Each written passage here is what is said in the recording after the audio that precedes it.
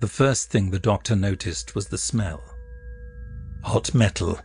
It was acrid. It burned at his throat. And there was a sound to accompany it, a flat sizzling like a dying wasp. He couldn't see anything yet. "Hello?" he called out. It was too dark, and too warm, too. That was the burning. With all his other senses dulled, it began to overwhelm him, that burning metal. No, behind it something else. Something worse. Burning meat. Overcooked. Spoiled. The lights began to rise. Too slowly, he still couldn't see anything. Except, what was that? A faint blue light in the distance? The light in the room getting brighter now.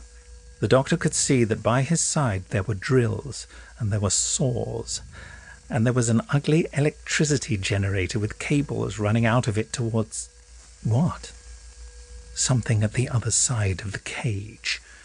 Something which glowed blue, just a little bit, the size of a large eye.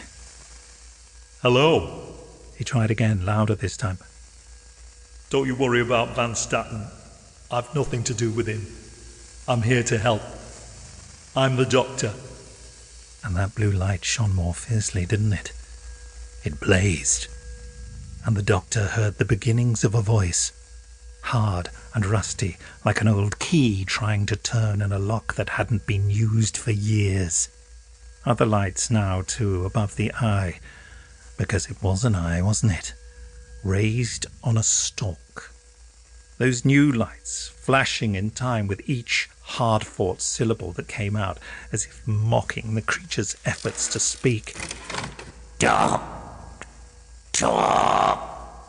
the creature managed to say, trying out the word to see how it felt, trying out an old memory. The lights in the cage were getting brighter, and the doctor suddenly wished they could be turned off, as if there'd be safety in the dark, because he knew what the creature was now. And it was impossible. It was impossible. "The doctor," the creature spoke again, and it was with greater confidence now. It was a parody of a Dalek. Surely that's what it was. It couldn't be the real thing. The casing was shattered. Cracks had been gouged into it deep and thin in a dozen places. A top section of its dome had been flattened down somehow, its blue glowing eye stalk jutting out from it at an almost apologetic angle. Its arm was snapped like a broken twig, so that the sucker drooped uselessly and pointed towards the floor. The body was held fast with heavy chains, and those electrical cables, the doctor could now see, ran all over the Dalek and were attached by giant clips wherever they gained purchase. But the gun stick jerked into life. It pointed at the doctor. It fired again and again and again, and with it the sound of the battle cry, but with something new to it, a hysterical fury the doctor had never heard before.